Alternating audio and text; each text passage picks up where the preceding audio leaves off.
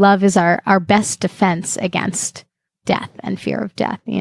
Just like Frank Ostaseski says, the only two questions that matter at the end of life are, am I loved and did I love? And that's because love is what soothes us when we're scared.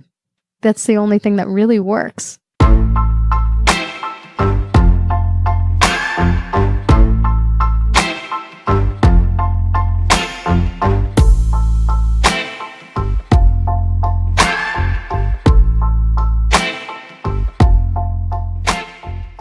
This show is called The Love Drive, and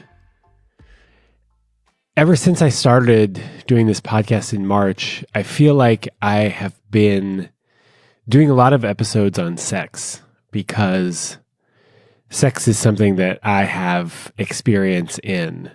And for the most part, sex is less complicated than love.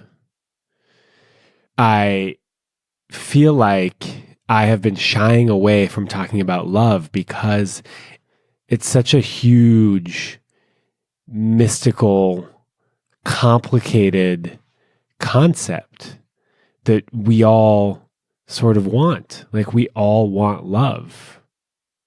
And I'm scared of talking about love because I don't understand it. And part of me also realizes that my life's work has been to sort of demystify love and to talk about it and to understand it and to look at it from different angles. And I feel like I haven't really been doing that lately because I don't feel like an authority. I don't feel like an expert. I don't feel like a guru. Thank God.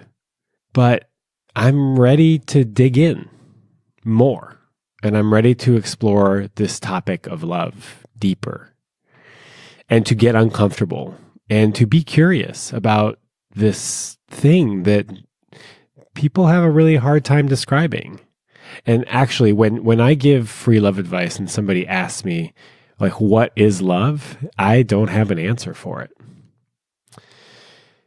So today's interview is about love, but it's also about death. It's about the relationship between death and love, and more specifically, our death awareness and its effects on our capacity to love. And here at the Love Drive, I like anything that can give me an opportunity to love deeper, to be more open, to be more vulnerable. Even though it's scary, I know it's what I want. And so today I'm joined by Jordana Jacobs, who is a clinical psychologist and who has done a lot of her doctorate work on death awareness and its effects on our capacity to love. So what we mean by death awareness is realizing our impermanence in this world and the impermanence of love. This thing that we want to be safe and secure is actually everything but. When you make love safe, you smother it. And so our impermanence, the impermanence of love, the impermanence of everything in this world, when we realize and are aware of that impermanence, we develop a deeper capacity to love. Jordana and I also talk about the list of the perfect partner and how that is actually a defense against love. She also shares with us exercises and ways for us to cultivate our death awareness so that we can love more. This is a very, very sweet and deep and gentle and warm interview. When I re-listened to this episode, I was sort of moved several times to tears, sort of like, like quasi-tears, like a dampness in my eyes, really. And not a lot of interviews have done that for me. Jordana is smart. She is present. She is authentic. And she is a joy to talk to and to listen to. I think you're really going to love this episode. I can't accurately describe the relationship between death and love, but Jordana Jacobs can. My name is Sean Galanos, and this is The Love Drive.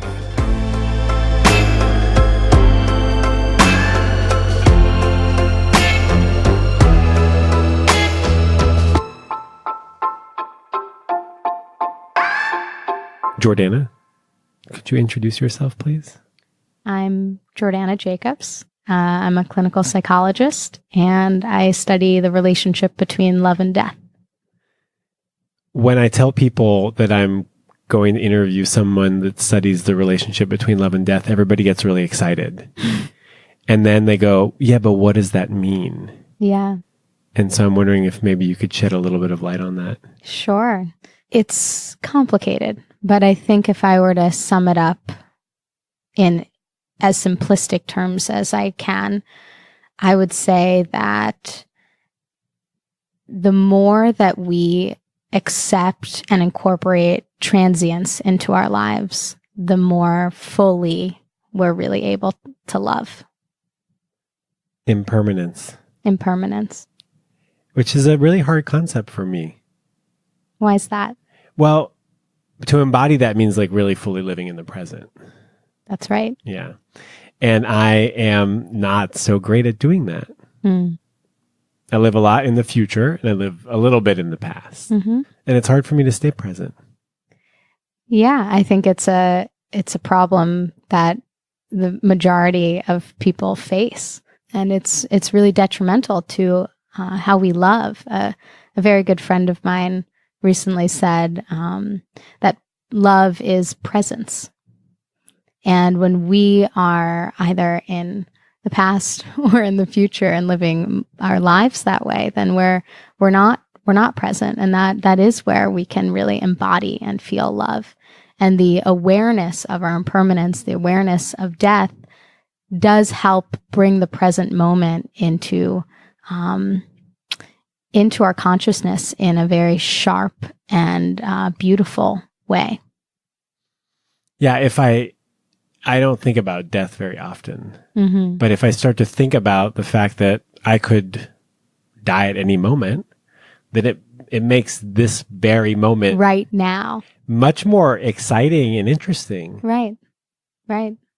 And, I'm aware of, there being a certain like cheesy element to that, like this, like YOLO, you only live once, like bring it to the now. But that's our society's interpretation of the concept of impermanence that really has been talked about and thought about for thousands of years in many religions, specifically in the Buddhist tradition. And I think a lot of the work that I do now is in trying to take some of those Buddhist concepts of impermanence and transience and help integrate it into our Western way of thinking. So when I say death, I really mean awareness of death, awareness of transience, awareness that we are constantly changing, that we are constantly aging.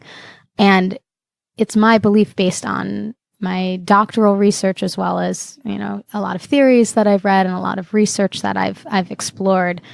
The danger is that if we aren't aware of that transience, if we think that we're going to last forever and that our love is going to last forever, that has serious implications on our long-term relationships. I think people think that their romantic partner love will last forever. Mm-hmm. I don't know many people that think that they will last forever. I think that people don't consciously think that they're going to last forever. We all know intellectually that we will die, but there is, I believe, an unconscious wish for that not to be the case. And we don't think about our own death all that often because it's terrifying. So whenever thoughts like that come up, we suppress them for the most part. We distract. We deny, we distract, we repress, we dissociate. There are many defenses that we use to manage our fear of death. One of which is clinging to love. And that's the problem that I look at in my research. One of the primary ways we defend against our death anxiety is by clinging to love. Life isn't certain, so we make love certain. And we say our partnership is going to last forever. We've found the one. There's a till death do us part. Till death do us part. But actually, in that statement is the suggestion that it will end. In death, it will end. So actually, I love that. I love that till death do us part. If only we could really remember that on a daily basis, I think we'd be in better shape. It's actually not that likely that you'll make it till death do us part, or I guess it's equally as likely as not likely. Part of what happens is in this uncertain world, we make love more certain than it actually is. And there's a writer, Ernest Becker, who wrote this book called The Denial of Death, who talked about something called the adult romantic solution. He said that in the past, man has had religion to comfort us when it comes to fears of our own death and mortality. And because we've moved much more into a secular society, especially as Westerners, we substitute love for religion. So God isn't the one anymore. Our partner is. And love is something that's eternal and forever, and that we can hold on to in times of tremendous uncertainty, with the thing we're most uncertain about being death. I think that what happens is, instead of accepting our own mortality and accepting that uncertainty, we cling to the certainty inherent in, or not inherent, but we cling to the certainty in love. But in doing that, we're actually not seeing love very clearly, and we're making it more secure and more permanent than it actually is. And what happens is then love loses its mystery and its uncertainty and its unpredictability, all the things that make it exciting and passionate. Yeah. I mean, I'm just reminded of Esther Perel. Yes. Yeah.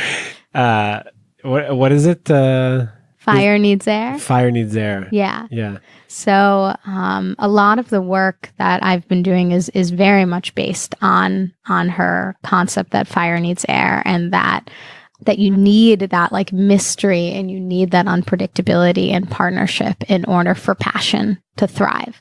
The only thing is that she talks about air as in separation and divorce and potentially having affairs. And I just take it a step further, and I say that the ultimate air is actually death, and recognizing that you could lose the person you're with at any time. Death of the person or death of the relationship.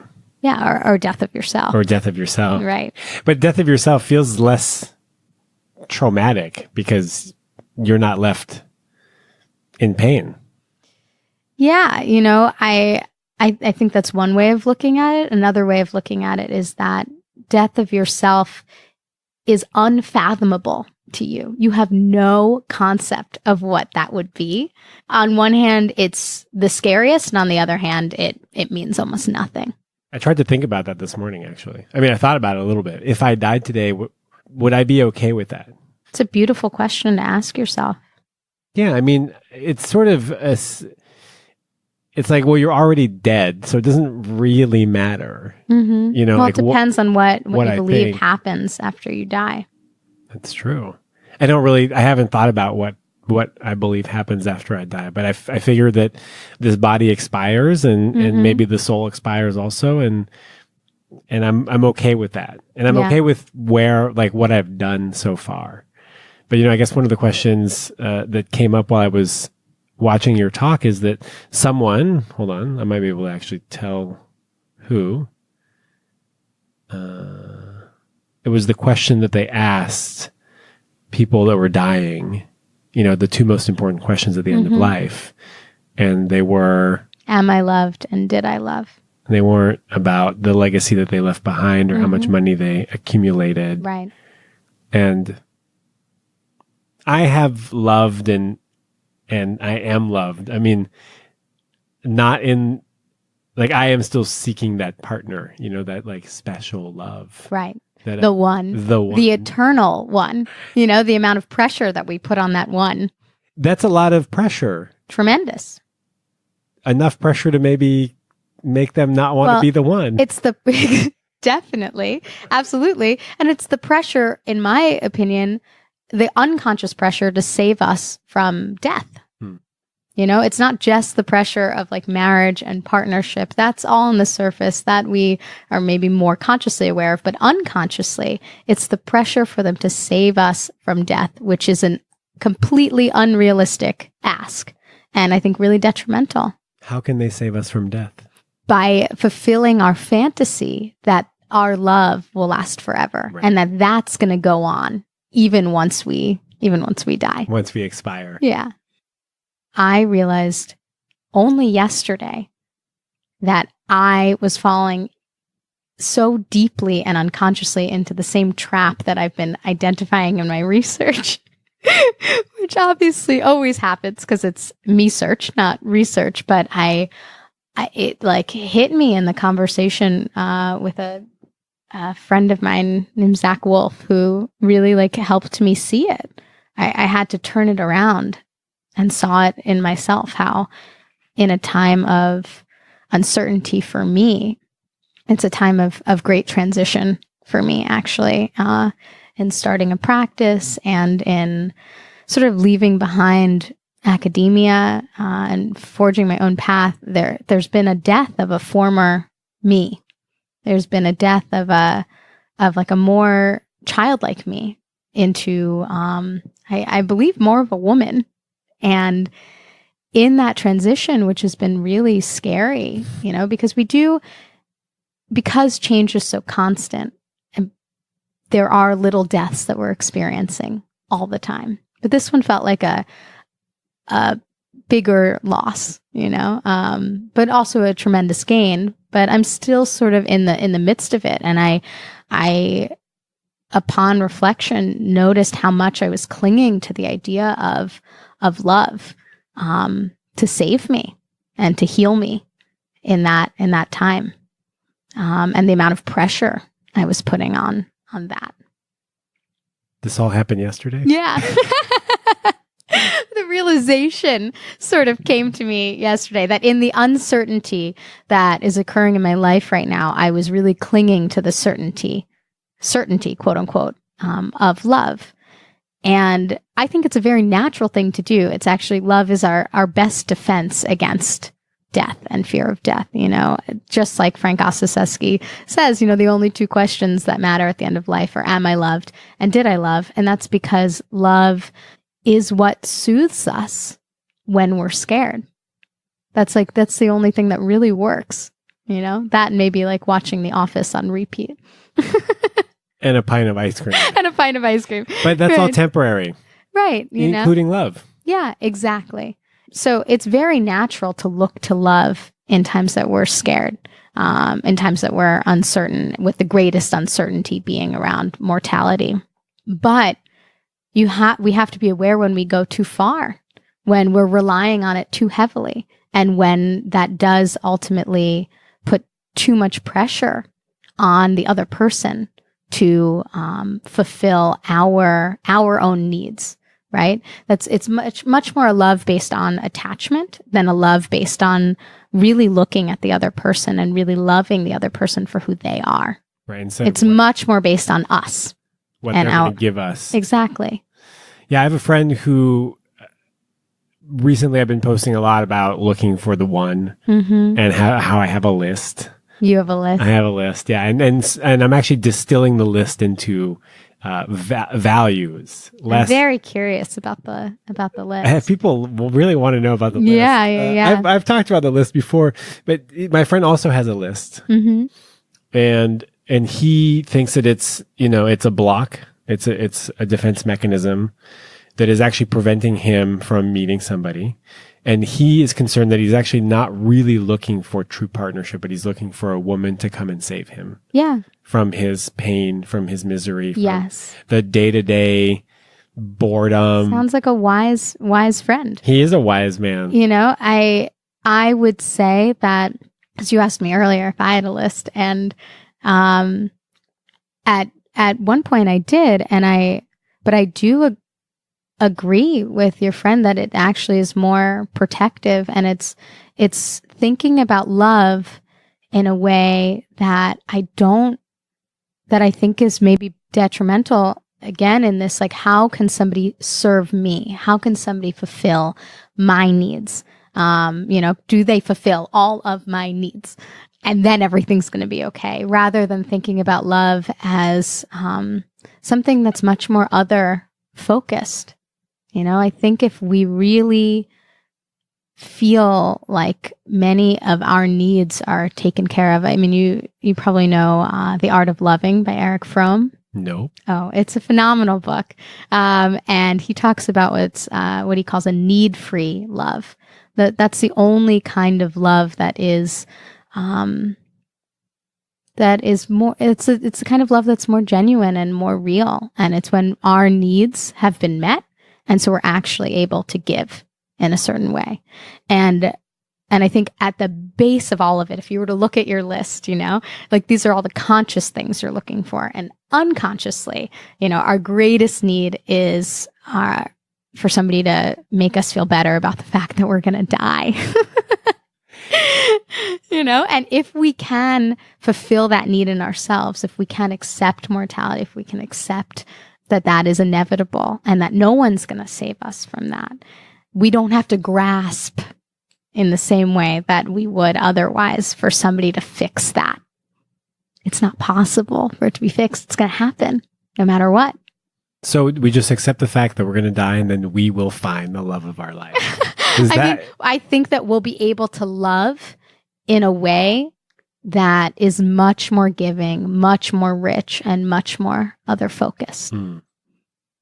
And I think, will you find, that's what I take issue with, the idea of the one, for so many reasons. But one reason is that I think we think of the one as this forever thing and somebody that's going to save us, right? They're just another person that needs or wants to be loved for who they are. Another person doing the best they can. With what they have. Yeah.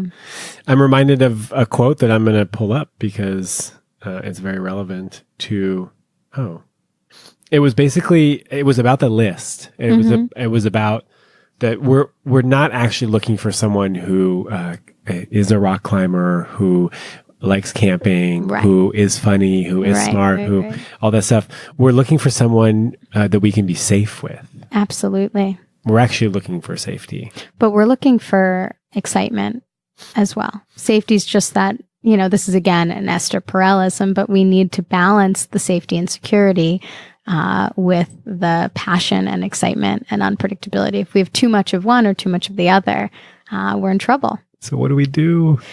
So this is what I think we do. I think that over time in many long-term relationships, we cling to the safety and security of our partners because we're so afraid, unconsciously at least, so afraid of death. But for a lot of reasons. And, I actually just met Bobby Klein last night. Do you know who he is? He's like a healer from Tulum. And he was talking about something that I've been thinking about a lot recently, but that, like life is really hard. And if your relationship doesn't support you, and doesn't make you feel like safe and comfortable, then it's probably not going to work because life is hard enough as it is. We really need each other in this regard. We need to support each other through how challenging life is, right?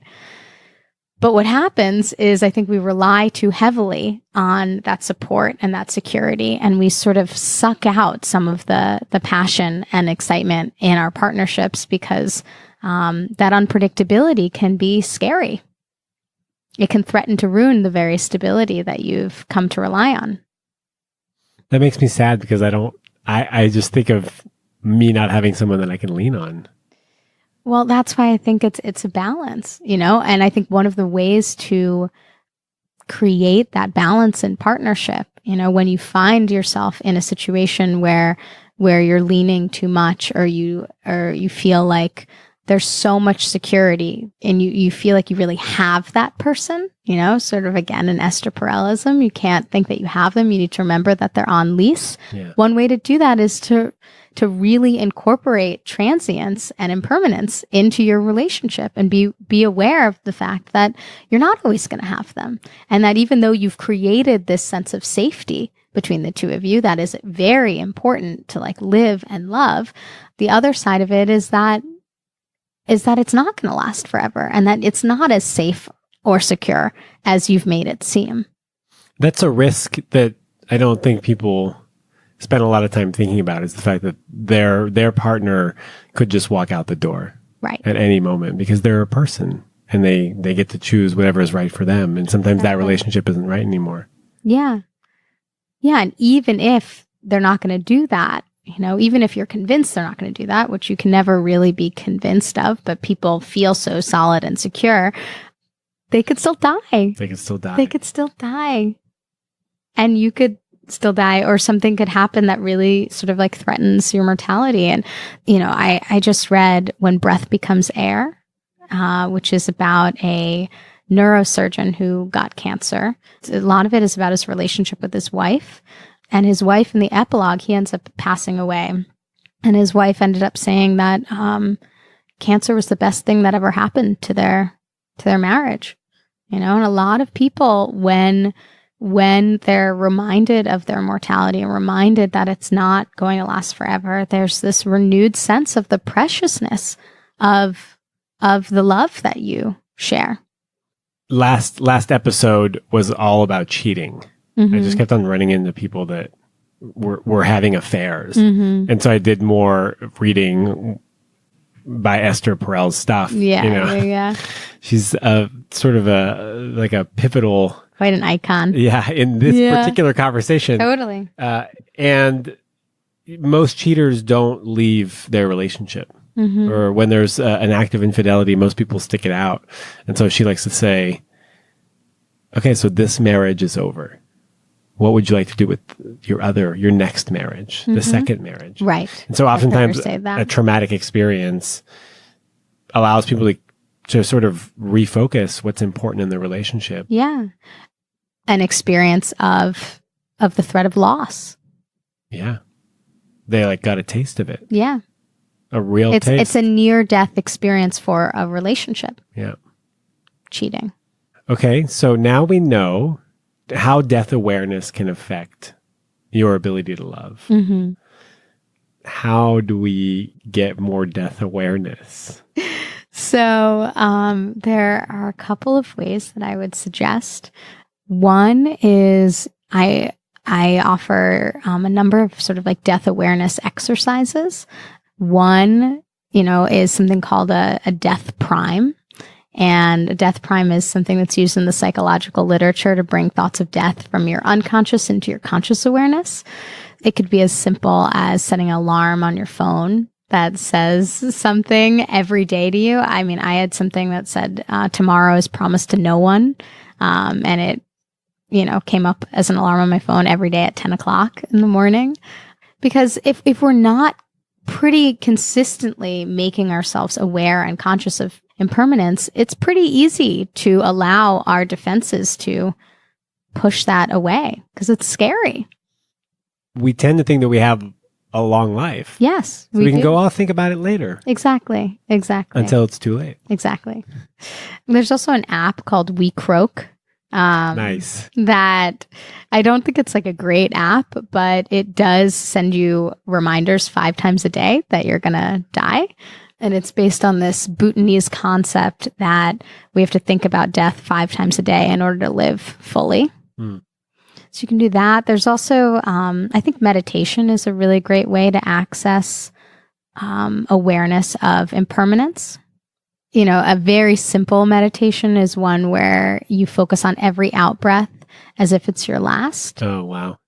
I find that to be really actually quite powerful.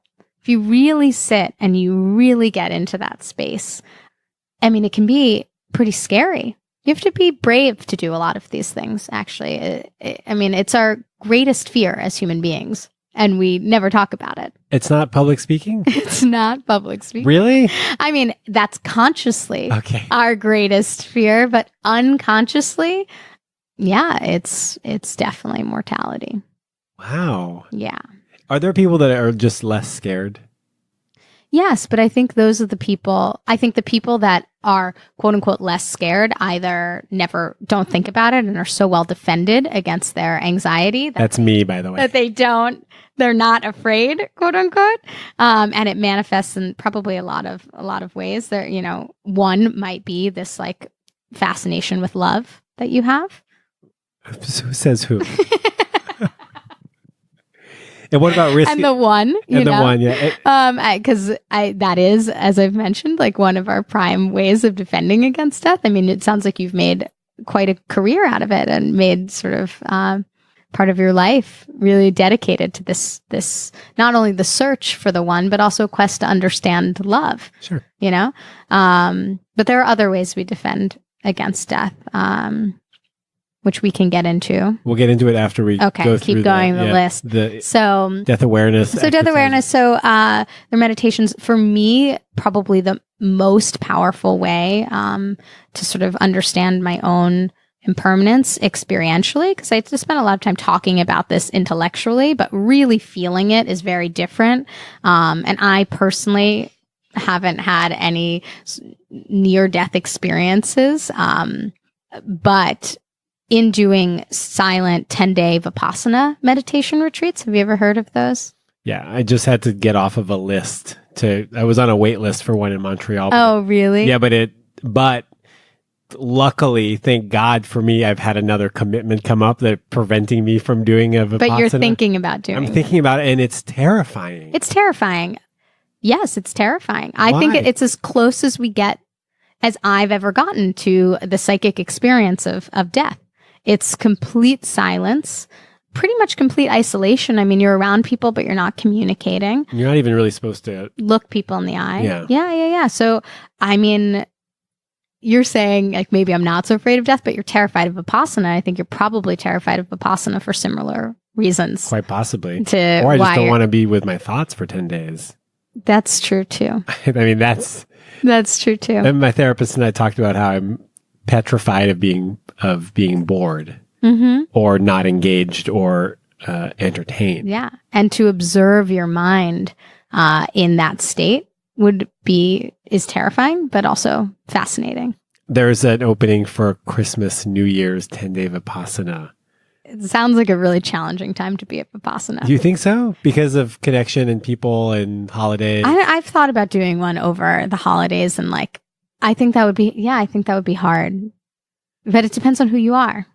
Okay, so Vipassana. So Vipassana is a great way, specifically though, because so much of the work of Vipassana is paying attention to the changing nature of your body and sensation in the moment. So when you are acutely aware of sensation, and right now I'm not acutely aware. I just have this body, and I have the perception right now that it's solid. But if you're really paying attention to it after 10 days of silence, you feel it constantly shifting and constantly changing. And when you feel your body shifting and changing constantly, you become aware that you're shifting and changing and aging and aging and aging and dying and dying. And there have been moments I've had in Vipassana where I've really become aware of the transient nature of my body, that it's not going to be here forever, that I'm consistently moving towards a path of sort of decomposing. Yeah. But, it sounds scary, but really what comes from that is absolute bliss, absolute bliss and freedom and love. When you are not so attached to this idea of a self, and when you are not so, in not being attached to the idea of the self, all of the needs that you feel you have, that list, suddenly dissipates. Doesn't matter anymore. Doesn't matter. And what's left is love that you're able to give to the other, not just romantically, but across the board. But I do think that there's more love that could be had in this world in general, no question. But I do think that we're at this pivotal point in romance and in relationships where this sort of Buddhist idea and this Buddhist tool can be used to help us. Yeah. So while my research does really focus on romantic love, and that's why, because I think we're sort of in trouble romantically. I think like long-term relationships are really in the modern day facing more challenges than they ever have before. What I'm talking about applies to love in every way, shape, and form. Platonic, familial, yeah, everything. Yeah, it's our we are able to access true connection and true love more when we recognize that we're impermanent. The equation that I talk about in my talk is sort of, and I came up with this actually in my last Vipassana retreat. You're not allowed to write anything down, but I sort of rehearsed in my mind this realization that love without death in mind, love without impermanence in mind, is really just attachment, and it's based on our needs. But love with death in mind, love plus death. So love minus death equals attachment. Love plus death equals true love. And by that, I mean it's love based in the truth that we're all going to die at some point, and that everything is constantly moving and shifting. And that allows for like a richer, deeper, again, the Eric Fromm, like need-free love to emerge. And that's what we need in our partnerships. I love need-free love. Need-free love. Read that book.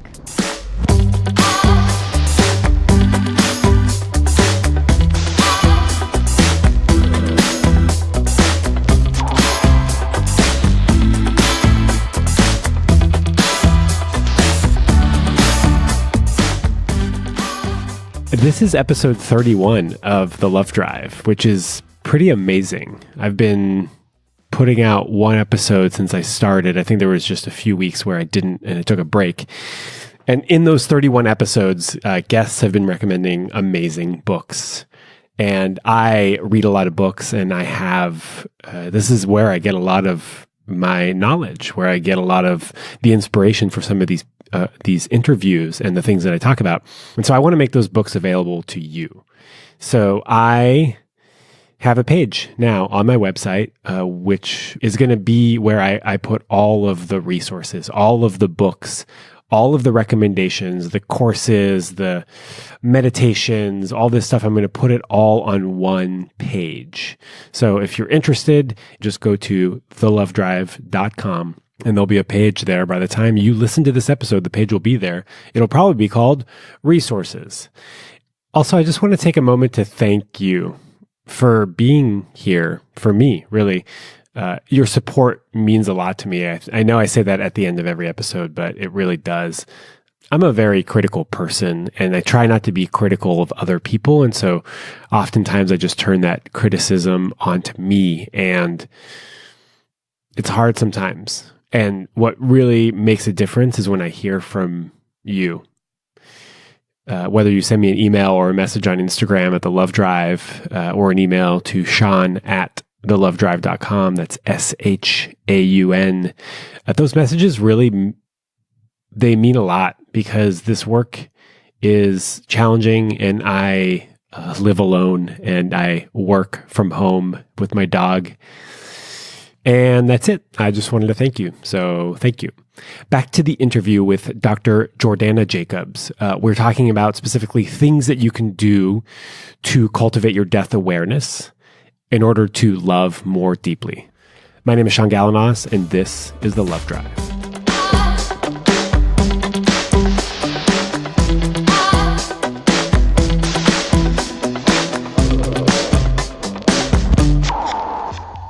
So Vipassana, daily death primes, or death awareness exercises, but there's also Tantra. So there's a lot in Tantra, and I don't claim to be like an expert on Tantra, but I have started reading a lot more in the past year about tantric practices, specifically the use of the orgasm as a way of practicing for death. Because an orgasm, you need to really let go and surrender.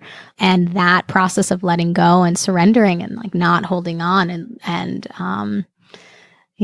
it's actually quite similar to what people describe as they move towards death. You have to be present. You have to be present. It's really hard to orgasm when you're in the That's future. True. That's true. Hard. In fact, it's real. Yeah. I don't know if it's possible. I'm not sure.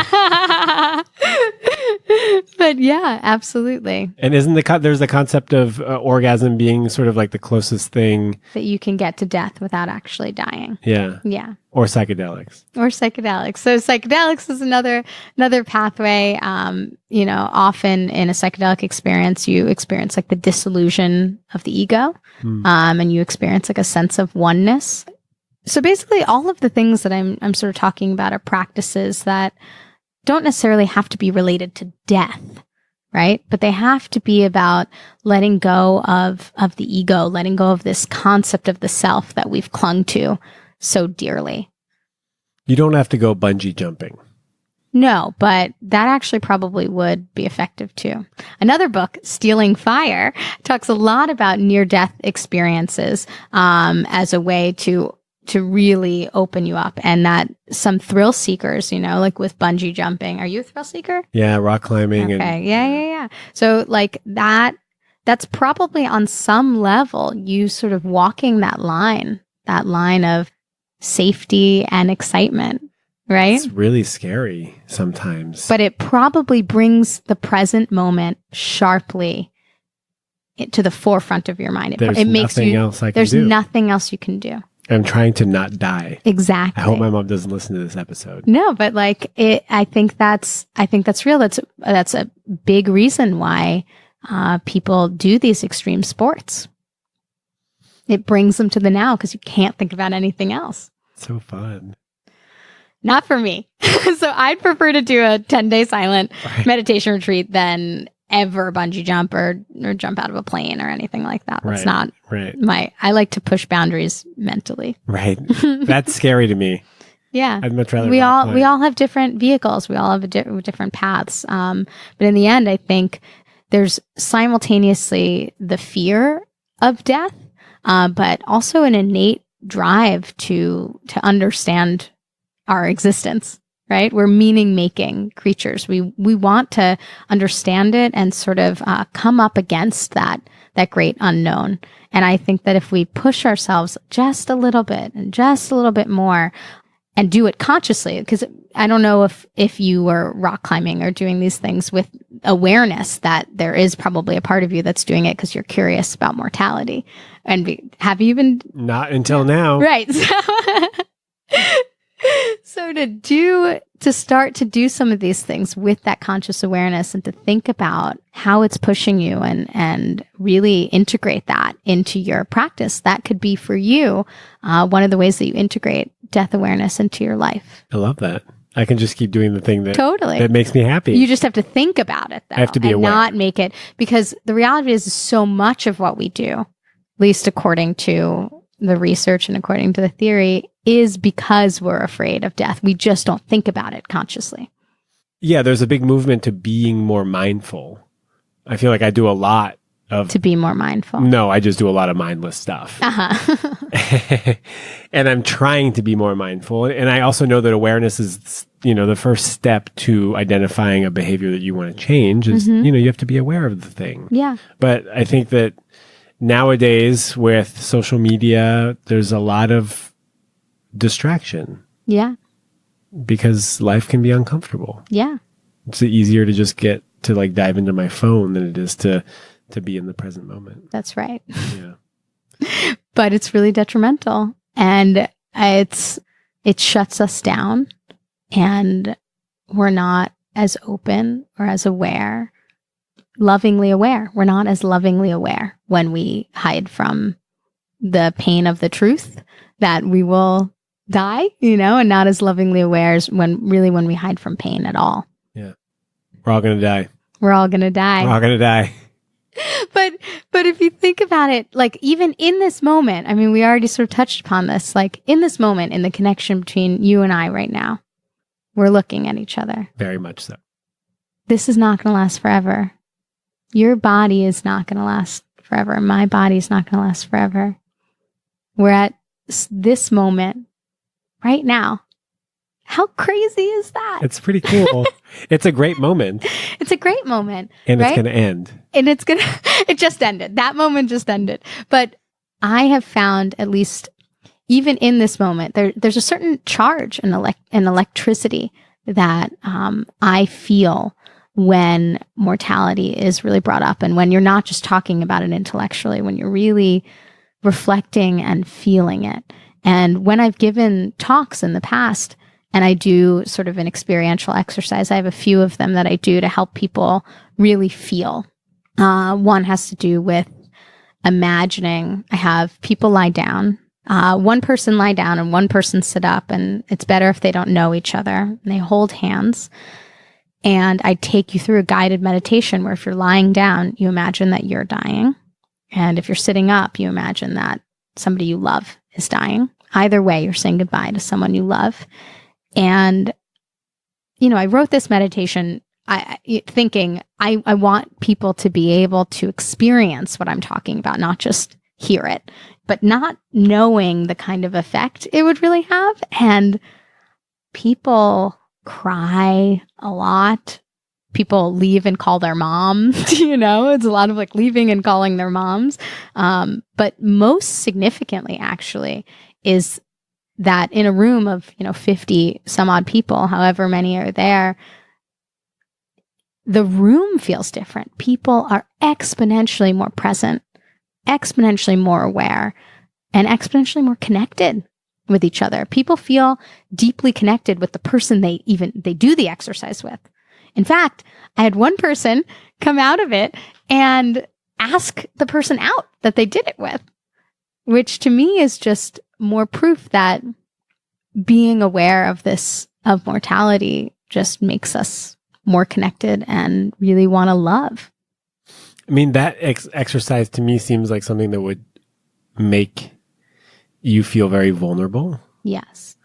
And anytime I do any exercise where I am vulnerable in the presence of a stranger, I immediately feel more connected to them. Right. And so this is a version of vulnerability where I'm vulnerable to the fact that I'm going to die. Exactly. Which is our fundamental vulnerability. That's the ultimate. It's the ultimate vulnerability. Every other vulnerability is based on that vulnerability. Sure. I'm going to get hurt.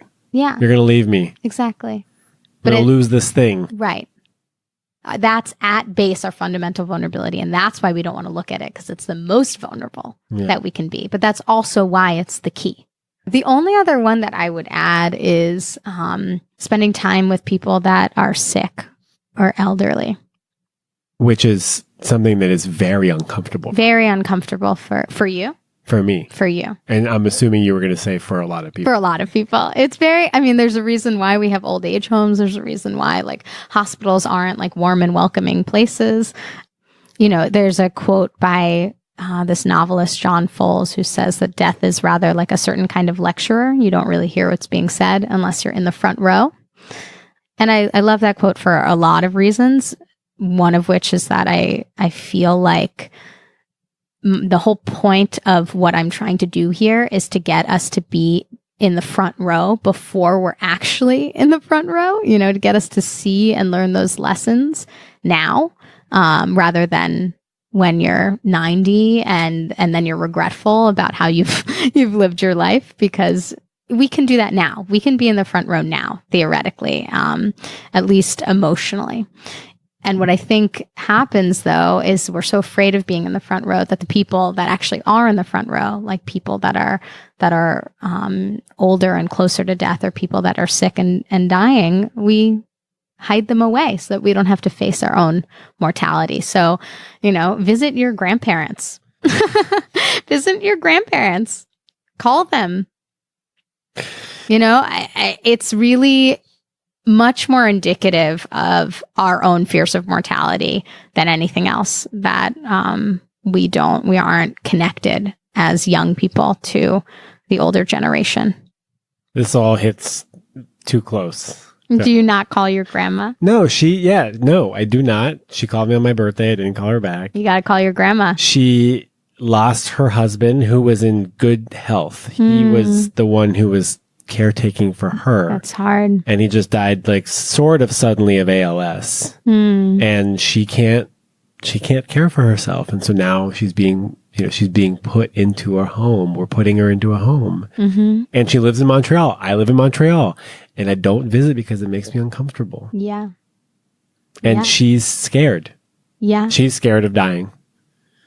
And she's 90 and she doesn't do much. And that whole situation makes me uncomfortable. And so you're talking about visiting your grandma, and all I'm thinking about is how I'm not visiting my grandma. Yeah. But you've outlined, first of all, you're becoming more aware of it right now and aware of some of the reasons why you're not visiting your grandma.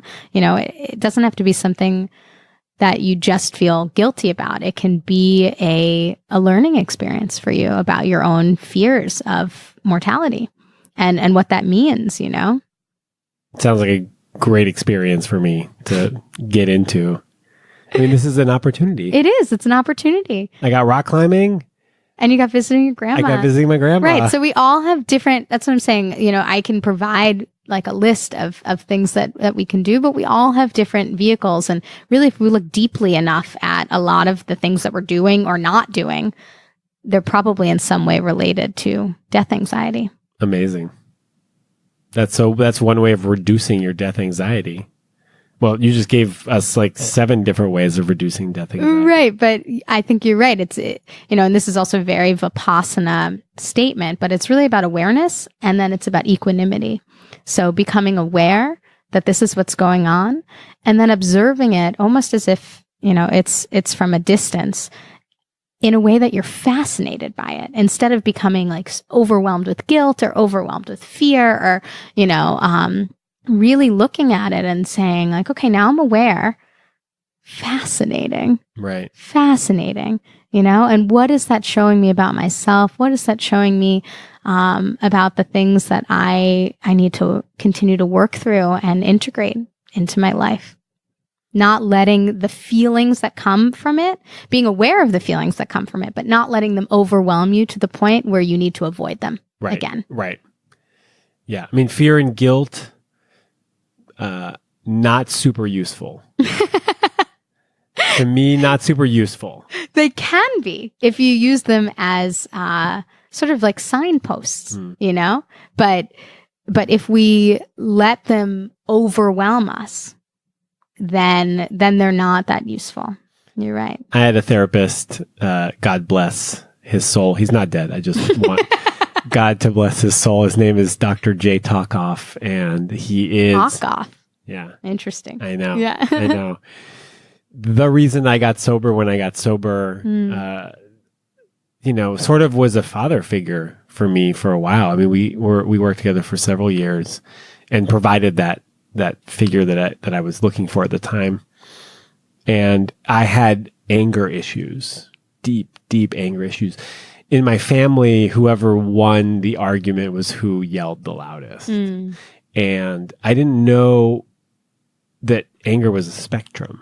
Like any feeling, it's not a spectrum. Right. And so I would go from not being angry to just being enraged. Yeah, fly off the handle angry. Yeah. Those were my 2 modes. Yeah. And so I'm more able to modulate now. But one of the things that he said that stuck with me forever, or so far, because everything is no forever. Yeah, everything is impermanent. Right.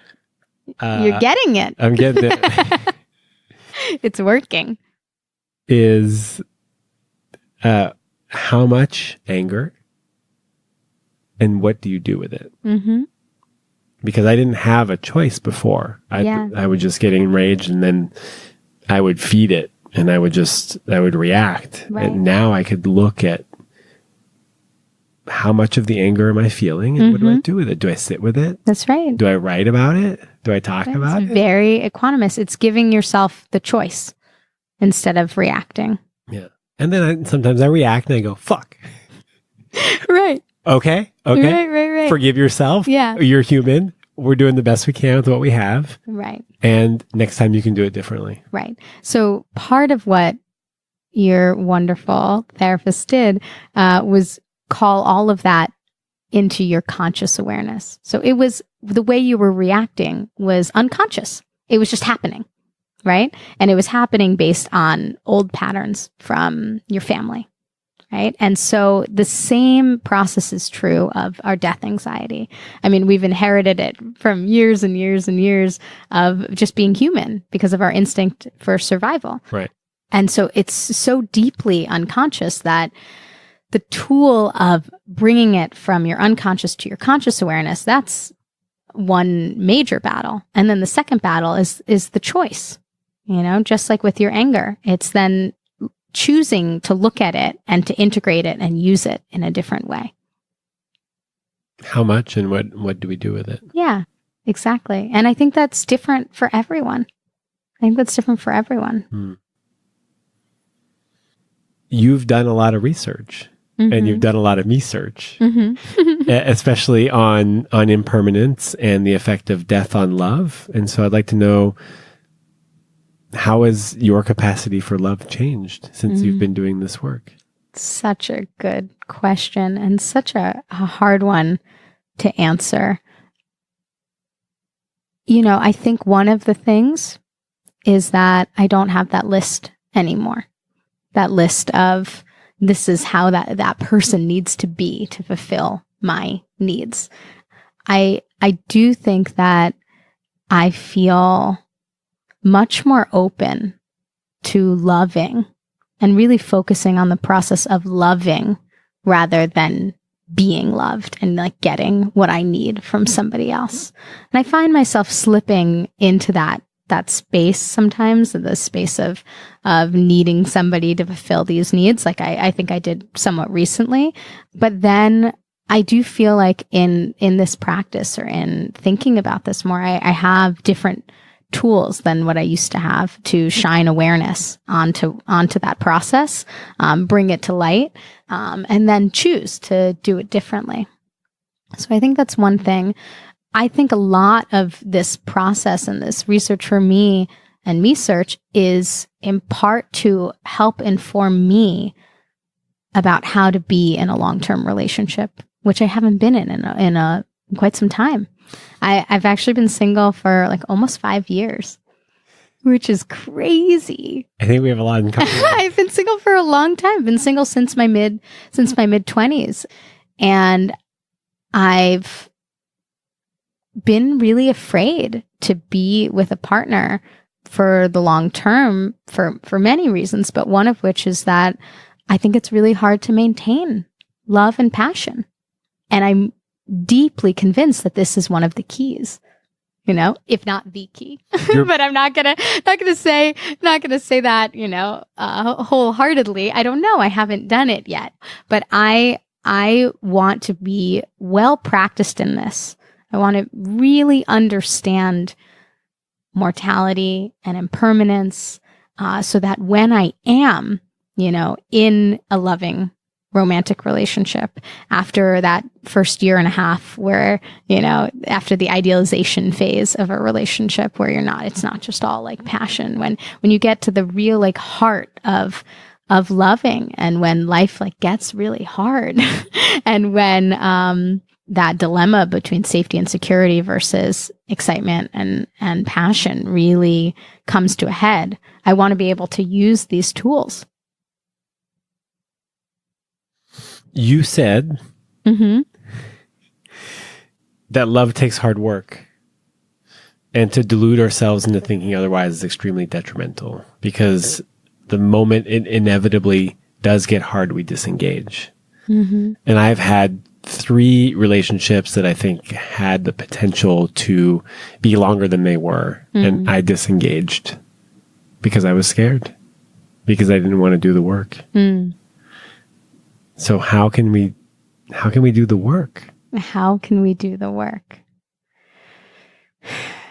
I mean, I would say it's really about like commitment and choice.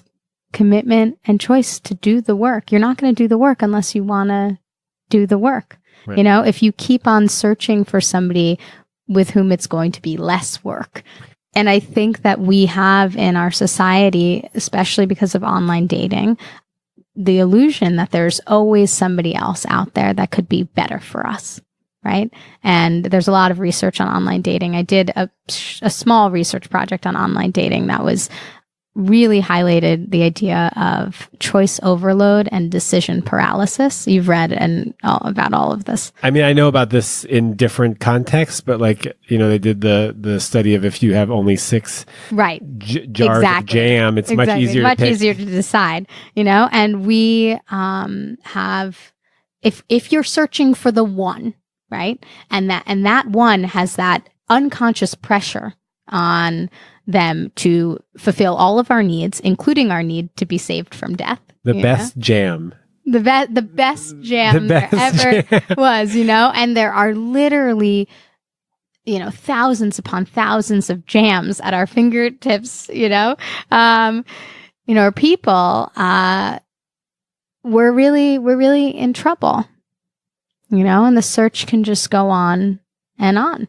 And that's why I sort of think that if the focus is placed less on fulfilling our own needs and much more on really loving and giving to another person, I think we're probably more likely to stick it out. What can I bring to this relationship rather than what can I get out of? Yeah. I mean, also, the best way to get is to give. Mm-hmm. You know, and so whenever I'm feeling down, I'll go and give, and then I get something that I wasn't expecting. Right. And, you know, I'm aware that even as I'm saying this, we are not enlightened beings. Like, we do have needs, you know, and we are attached to ourselves, and we do have egos, you know. So it's not, you know, just like anger you were talking about. It's not an all or nothing equation. You know, it's not like you're either furious or you're not angry at all. It's not like you either have no ego and it's all about giving, you know, or you're very egoic and it's all about like what you're getting. I'm just saying, if we can shift that meter more towards the giving and less towards the ego. We also have to be really careful, because there are people pleasers out there who give, all they do is give. That's true. At the detriment of themselves. But a lot of the times, this is sort of tricky, but a lot of the times that giving has to do with fulfilling their need, you know? And there are a lot of people whose ego is really fed by, it's actually a version of narcissism. It's called self-sacrificing self-enhancement. There are people that self-sacrifice in order to feel like they're worthy and like they're good enough and actually even better than you because I'm such a giver. It's sort of a martyr syndrome. Yeah. And there's also probably manipulators that know that when they give, they get. Yeah. Yeah. So these concepts they're all blurry, you know? There's nothing like hard and fast.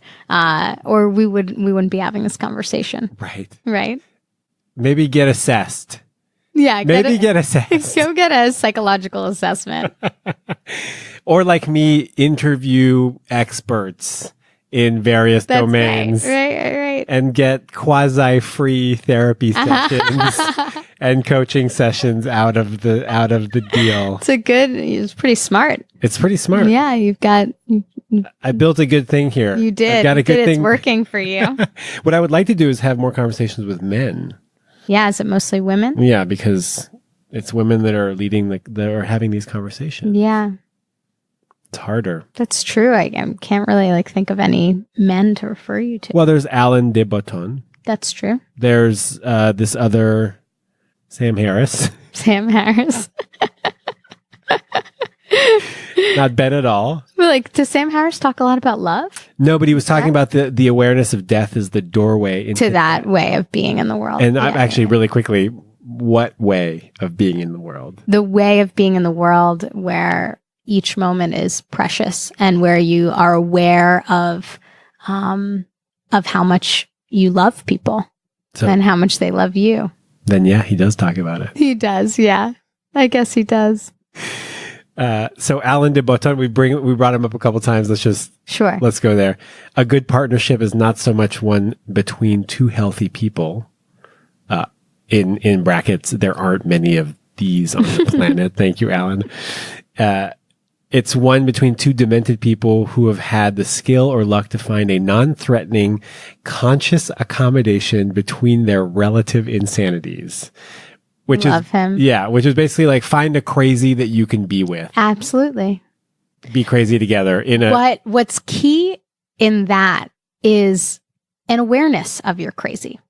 You know, I think that if you're crazy, which like he says, most of us are in certain ways, being aware of the ways in which you are crazy or shining that light of awareness, and then being able to talk about it. You know, one of the things he does say is, you know, that like when you meet people, you should say how you're crazy in the very beginning. People should know right off the bat. But in order to know that, you have to really look, right? And some people don't do that work of looking and understanding themselves.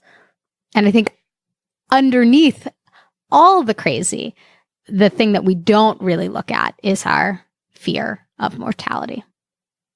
So I'm trying to get people to look there as well. We're going to start looking there. Good. I mean, I have to at least. You're already doing it. I'm getting doing there. it now. You just did it the last hour. I want to know, how are you crazy? Because you said we might get personal, so let's just get a little personal. How am I crazy? You know, I think that I feel like many of us, but I'm very aware of this process for me. I feel a lot safer when there's certainty and when there's structure. And that can bleed into being like pretty rigid sometimes and like not spontaneous and very like left-brained, you know, very like intellectual. And I think I use that to quote unquote like feel safe.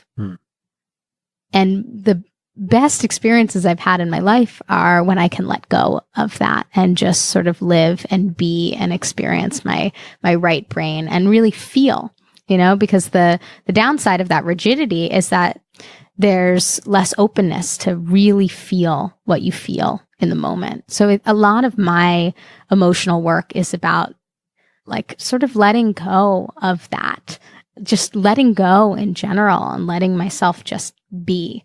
And just to relate it again to mortality is that's the ultimate uncertainty. So it makes some sense to me that I would spend a good portion of the last 4 years of my life trying to intellectually understand that. But the times that have been most like blissful and liberating to me is when I let go of that intellectual understanding and I allow myself to really feel into it. The answer is to let go. Yeah. Yeah. For me, at least. Probably for a lot of people, but yeah, for me. I let go recently. I was invited to a weekend with someone that I don't know very well, but and actually is my neighbor in Montreal. And it's part of a community that is a bit scary to me, the acro yogi ecstatic dance community, right? But you went. Because I'm very left brain and I'm a talker and I'm not so much in my body. And because I have a list and I don't go on dates with people that don't fit the list, it's a very limiting way of being in the world. I still want to hear about your list. You'll get to hear about the list.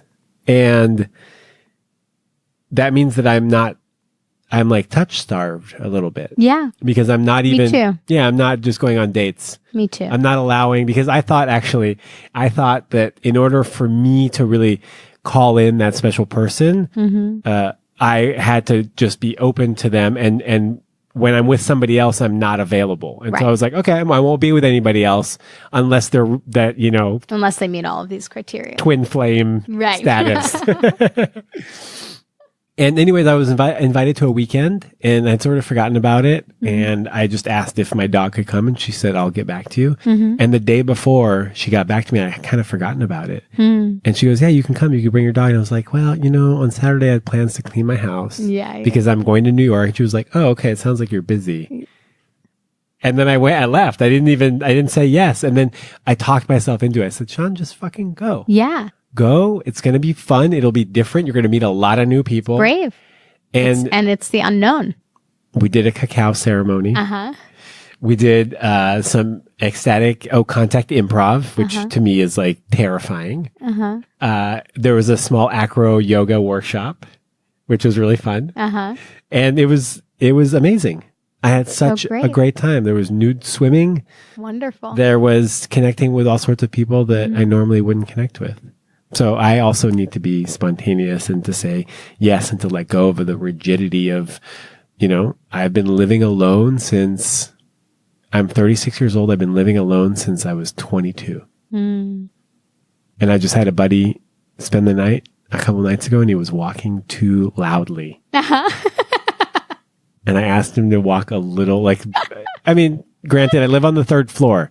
So I'm trying to be courteous of the person that lives below me. But also I was like, no, actually it's bothering me, not bothering my neighbor. Yeah. So that's part of my crazy is to let go of the rigidity. Yeah.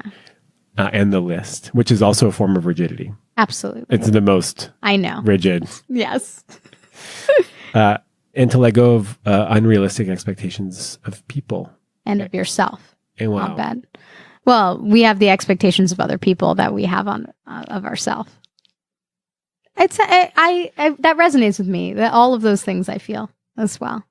Turns out we have a lot in common. Yeah.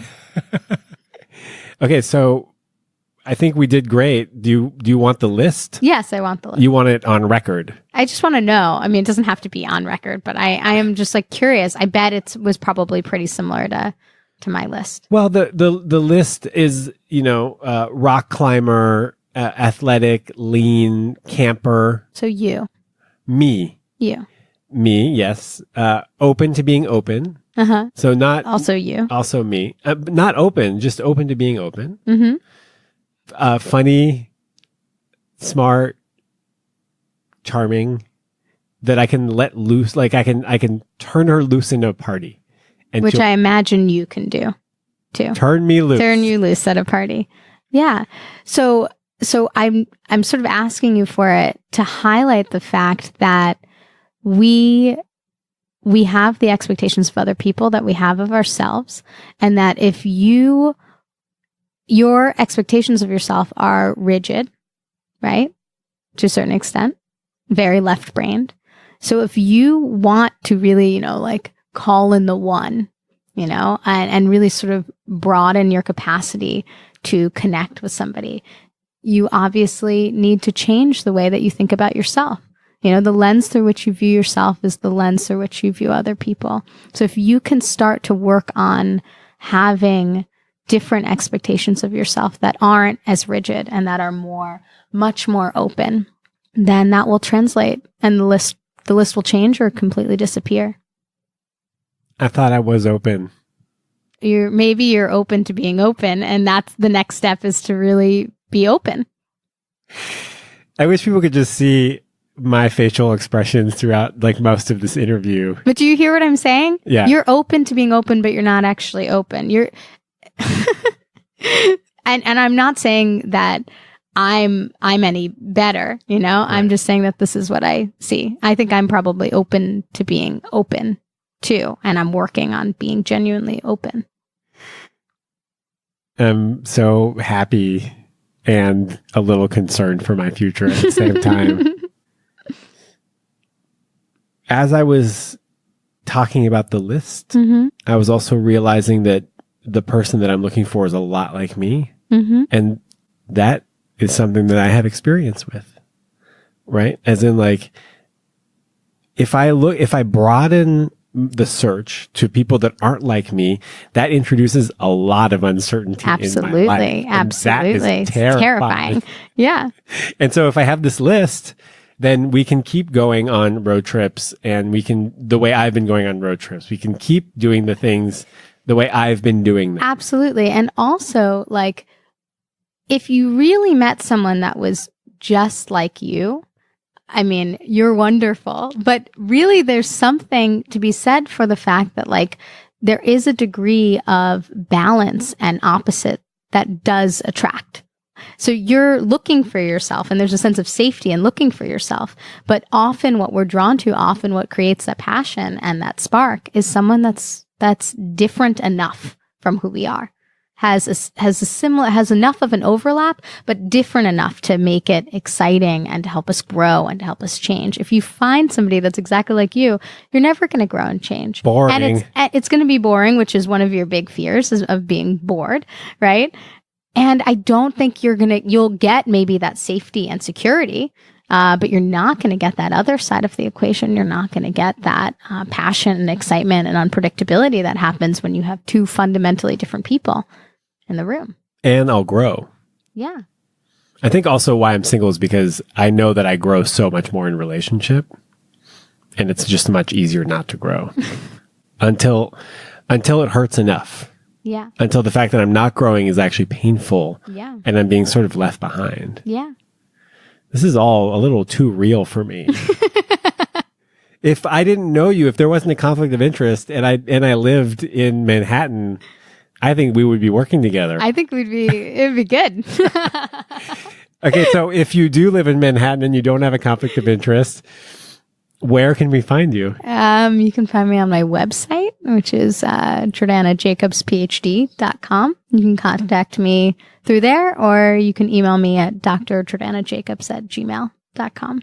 Amazing. Yeah. Do you have a parting thought? I did my first social media Instagram post for Dr. Jordana Jacobs for my professional persona on Instagram. And I chose a quote from Thich Nhat Hanh that is, "You must love in such a way that the person you love feels free." And I sort of think that quote embodies a lot of what we've been talking about today. And that when we're so fixated on ourselves and our own needs and our ego, which I think is all derived from a false attachment to a self that doesn't really exist, we can't really experience that need-free love. We can't love somebody in a way that they are free to be who they are when we are so demanding that they be someone specifically for us, right? So I've always loved that. I love the idea of loving in a way that somebody feels free and unburdened by our stuff. Thank you. Thank you.